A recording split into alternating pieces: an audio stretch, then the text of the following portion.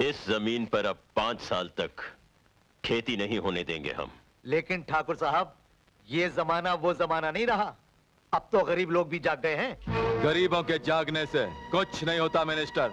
अरे मिनिस्टर, पानी चाहे कितना भी उबल जाए, उसमें से चिंगारी नहीं निकल सकती। हाँ।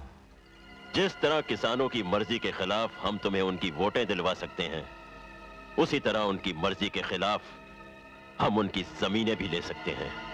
समझे? जी, समझ गया। आज के बाद किसानों को अनाज हम देंगे। हमारे गोदामों में बहुत अनाज है। लाखन, इस आग के फूल को गांव के खलिहान तक पहुंचा दो। हाँ।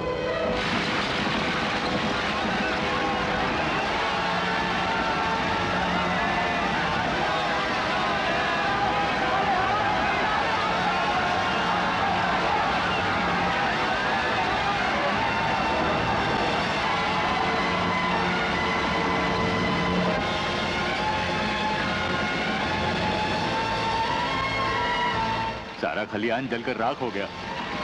धीरज धरो, हम तो बर्बाद हो गए। अब साल भर हमारे घर चूल्हा नहीं जलेगा। ये लो, ठाकुर साहब आ गए, ठाकुर साहब आ गए। यही हम लोगों का दुख दूर करें। क्या करें? मालिक है। राम राम ठाकुर साहब ही हैं। जय राम जी की ठाकुर साहब। ठाकुर साहब नमस्ते। हम बर्बाद हो गए ठाकुर साहब। हम तबाह हो गए माई बाप। हाँ सरकार। भाइयों, जो हुआ बहुत बुरा हुआ, लेकिन आप चिंता मत कीजिए। जब तक आपका ठाकुर जिंदा है, इस गांव का कोई भी आदमी भूख से नहीं मरेगा। हुजूर, हमारे खेत खलियान सब चल गए, सब चल गए। देखो भाइयों, ये खेती तो एक बच्चे की तरह है, जिसे कोई ना कोई बीमारी हमेशा लगी ही रहती है। कभी सूखा, कभी बाढ़, कभी आग। इसलिए हमने सोचा है कि इस जमीन पर खेती करने की बजाय एक बहुत बड़ा कारखाना लगा दिया जाए। आप लोगों की जमीन होगी, हमारा रुपया होगा, बराबर का धंधा। जब तक कारखाना तैयार नहीं हो जाता, खाने के लिए आप लोगों को अनाज मिलता रहेगा, और कारखाना तैयार हो जाने के बाद आप लोगों को काम मिलेगा, तनख्वाह मिलेगी और फायदे में बराबर का हिस्सा। इसलिए आज से खेती बंद। आप लोग देखेंगे कि कारखाना बन जाने के बाद यह गांव गांव नहीं रहेगा, बल्कि एक शहर बन जाएगा, और आप लोगों की जिंदगी में खुशहाली ही खुशहाली आ जाएगी। ठाकुर साहब की जय! ठाकुर साहब की जय! ठाकुर साहब की जय!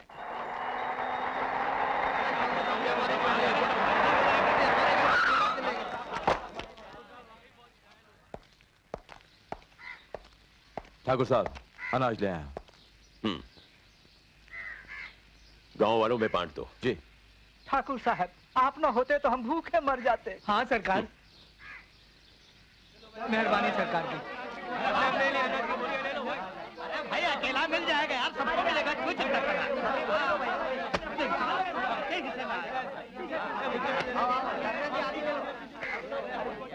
इन लोगों से कागज पर इनके अंगूठों के निशान ले लूं ठाकुर?